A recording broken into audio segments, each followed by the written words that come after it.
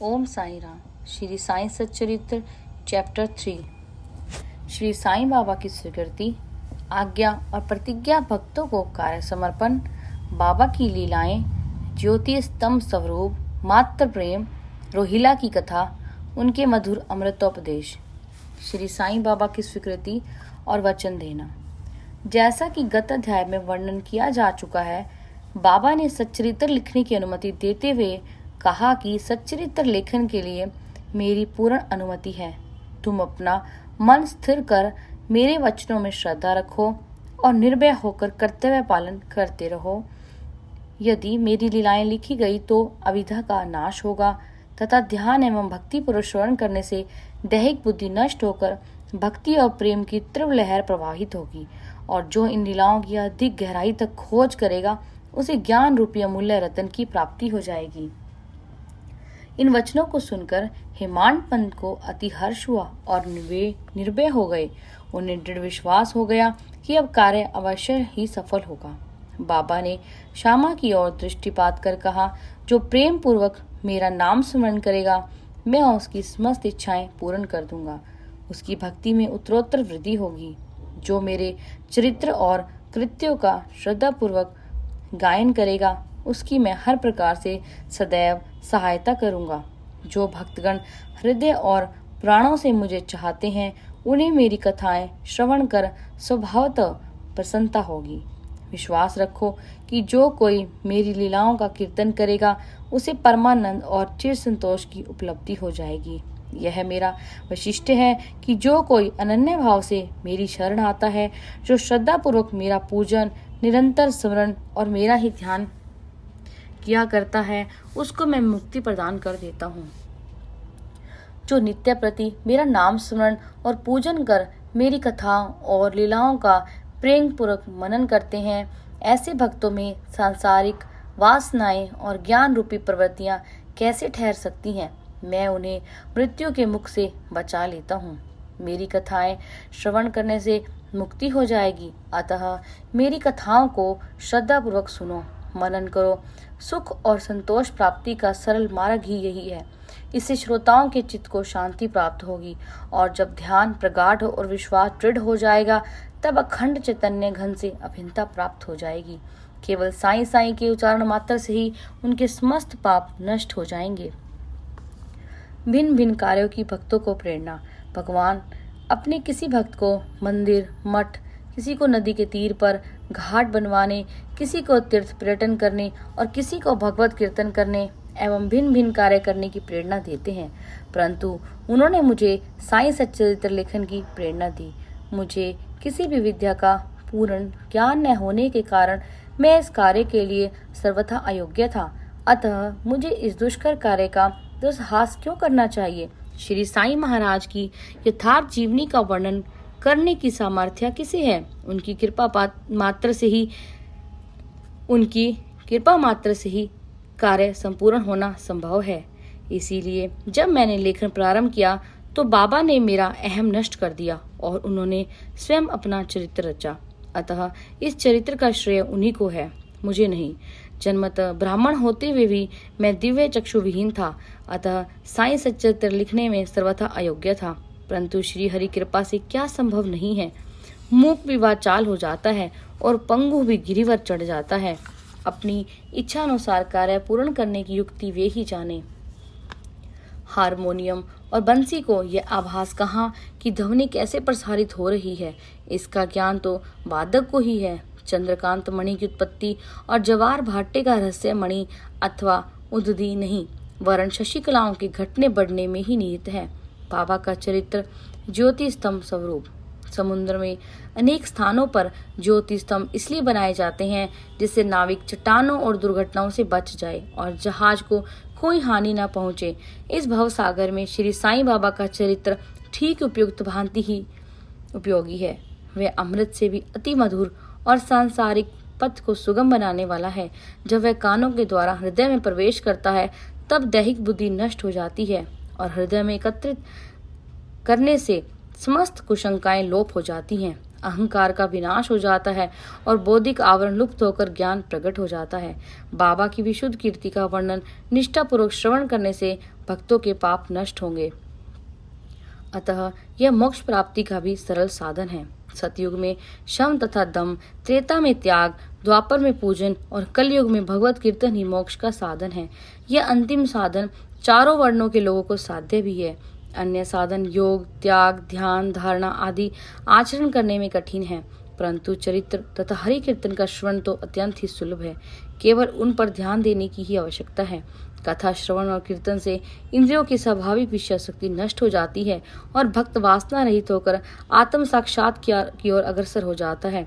इसी फल को प्रदान करने के हेतु उन्होंने सच्चरित्र की रचना कराई। भक्तगण अब सरलता पूर्वक चरित्र का अवलोकन करें और साथ ही उनके मनोहर स्वरूप का ध्यान कर गुरु और भगवत भक्ति के अधिकारी बने। निष्काम होकर आत्म साक्षात्कार को प्राप्त हो। साईं सच्चरित्र का सफलतापूर्वक संपूर्ण होना यह साईं महिमा ही समझे। हमें तो केवल एक निमित्त मात्र ही बनाया गया है। मात्र प्रेम। गाय का अपने बछड़े पर प्रेम सर्वविदित ही है। उसके सत्व सदैव दुग्ध से परिपूर्ण रहते हैं और जब भूखा बछड़ा स्तन की ओर दौड़कर आता है तो दुग्ध की धारा स्वतः प्रवाहित होने लगती है। उसी प्रकार माता भी अपने बच्चे की आवश्यकता का पहले से ही ध्यान रखती है और ठीक समय पर स्तनपान कराती है। वह बालक का श्रृंगार उत्तम ढंग से करती है, परंतु बालक को इसका कोई भान ही नहीं होता। बालक के सुंदर श्रृंगार आदि को देखकर माता के हर्ष का पारावार नहीं रहता। माता का प्रेम विचित्र, असाधारण और निस्वार्थ है, जिसकी कोई उपमा नहीं है। ठीक उसी प्रकार सद्गुरु का प्रेम अपने शिष्य पर होता है। ऐसा ही प्रेम बाबा का मुझ पर था। उदाहरणार्थ वह निम्न प्रकार था। सन 1916 में मैंने नौकरी से अवकाश ग्रहण किया। जो पेंशन मुझे मिलती थी वह मेरे कुटुंब के निर्वाह के लिए अपर्याप्त थी। उसी वर्ष की गुरु पूर्णिमा के दिवस में अन्य भक्तों के साथ शिरडी गया। वहाँ अन्ना चिंचनी करने स्वतः ही मेरे लिए बाबा से इस प्रकार प्रार्थना की, इन पर कृपा करो। जो पेंशन इन्हें मिलती है वह निर्वाह योग्य नहीं है। कुटुंब में वृद्धि हो रही है, कृपया और कोई नौकरी दिला दीजिए ताकि इनकी चिंता दूर हो और ये सुखपूर्वक रहें। बाबा ने उत्तर दिया कि इन्हें नौकरी मिल जाएगी, परंतु अब इन्हें मेरी सेवा में ही आनंद लेना चाहिए। इनकी इच्छाएं सदैव पूर्ण होंगी। इन्हें अपना ध्यान मेरी ओर आकर्षित कर अधार्मिक तथा दुष्ट जनों की संगति से दूर रहना चाहिए। इन्हें सबसे दया और नम्रता का बर्ताव और अंतकरण से मेरी उपासना करनी चाहिए। यदि ये इस प्रकार आचरण कर सकें तो नित्यानंद के अधिकारी हो जाएंगे। रोहिला की कथा। यह कथा श्री साईं बाबा के समस्त प्राणियों पर समान प्रेम की सूचक है। एक समय रोहिला जाति का एक मनुष्य शिरडी में आया। वह ऊंचा, पूरा सुगठित शरीर का था। बाबा के प्रेम से मुग्ध होकर वह शिरडी में ही रहने लगा। वह आठों पहर अपनी उच्च और कर्कश आवाज में कुरान शरीफ की कलमे पढ़ता और अल्लाह अकबर के नारे लगाता था। शिरडी के अधिकांश लोग खेतों में दिन भर काम करने के पश्चात जब रात्रि में घर लौटते तो रोहिला की कर्कश पुकारें उनका स्वागत करती थी। इस कारण उन्हें रात्रि में विश्राम न मिलता था, जिससे वे अधिक कष्ट और असुविधा का अनुभव करने लगे। कई दिनों तक वे मौन रहे, परंतु जब कष्ट असहनीय हो गया तब उन्होंने बाबा के समीप जाकर रोहिला को मनाकर इस उत्पात को रोकने की प्रार्थना की। बाबा ने उन लोगों की इस प्रार्थना पर ध्यान न दिया। इसके विपरीत गांव वालों को आड़े हाथों लेते हुए बाबा बोले वे अपने कार्य पर ही ध्यान दें और रोहिला की ओर ध्यान न दें। बाबा ने उनसे कहा कि रोहिला की पत्नी बुरे स्वभाव की है और वह रोहिला को तथा मुझे अधिक कष्ट पहुंचाती है, परंतु वह उसकी कलमों के समक्ष उपस्थित होने का साहस करने में असमर्थ है। इसी कारण वह शांति और सुख में है। यथार्थ में रोहिला की कोई पत्नी नहीं थी। बाबा का संकेत केवल कुविचारों की ओर था। अन्य विषयों की अपेक्षा बाबा प्रार्थना और ईश आराधना को महत्व देते थे। अतः उन्होंने रोहिला के पक्ष का समर्थन कर ग्रामवासियों को शांतिपूर्वक थोड़े समय तक उत्पात सहन करने का परामर्श दिया। बाबा के मधुर अमृतोपदेश। एक दिन दोपहर की आरती के पश्चात भक्तगण अपने घरों को लौट रहे थे। तब बाबा ने निम्नलिखित अति सुंदर उपदेश दिया। तुम चाहे कहीं भी रहो, जो इच्छा हो सो करो, परंतु इसे सदैव स्मरण रखो कि जो कुछ तुम करते हो वह सब मुझे ज्ञात है। मैं ही समस्त प्राणियों का प्रभु और घट घट में व्याप्त हूँ। मेरे ही उदर में समस्त जड़ व चेतन प्राणी समाये हुए हैं। मैं ही समस्त ब्रह्मांड का नियंत्रण करता व संचालक हूँ। मैं ही उत्पत्ति, स्थिति व संहार करता हूँ। मेरी भक्ति करने वालों को कोई हानि नहीं पहुँचा सकता। मेरे ध्यान की उपेक्षा करने वाला माया के पाश में फंस जाता है। समस्त जंतु, चींटियां तथा दृश्यमान, परिवर्तनमान और स्थायी विश्व मेरे ही स्वरूप है। इस सुंदर तथा अमूल्य उपदेश को श्रवण कर मैंने तुरंत यह दृढ़ निश्चय कर लिया कि अब भविष्य में मैं अपने गुरु के अतिरिक्त अन्य किसी मानव की सेवा न करूंगा। तुझे नौकरी मिल जाएगी। बाबा के इन वचनों का विचार मेरे मस्तिष्क में बार बार चक्कर काटने लगा। मुझे विचार आने लगा, क्या सचमुच ऐसा घटित होगा? भविष्य की घटनाओं से स्पष्ट है कि बाबा के वचन सत्य निकले और मुझे अल्पकाल के लिए नौकरी मिल गई। इसके पश्चात मैं स्वतंत्र होकर एक चित से जीवन पर्यंत बाबा की ही सेवा करता रहा। इस अध्याय को समाप्त करने से पूर्व मेरी पाठकों से विनम्र प्रार्थना है कि वे समस्त बाधाएं जैसे आलस्य, निंद्रा, मन की चंचलता व इंद्रिया शक्ति दूर कर और एक चित हो अपना ध्यान बाबा की लीलाओं की ओर दें और स्वाभाविक प्रेम निर्माण कर भक्ति रहस्य को जाने तथा अन्य साधनाओं में व्यर्थ श्रमित न हो। उन्हें केवल एक सुगम उपाय का पालन करना चाहिए और वह है श्री साईं लीला का श्रवण। इससे उनका अज्ञान नष्ट होकर मोक्ष का द्वार खुल जाएगा।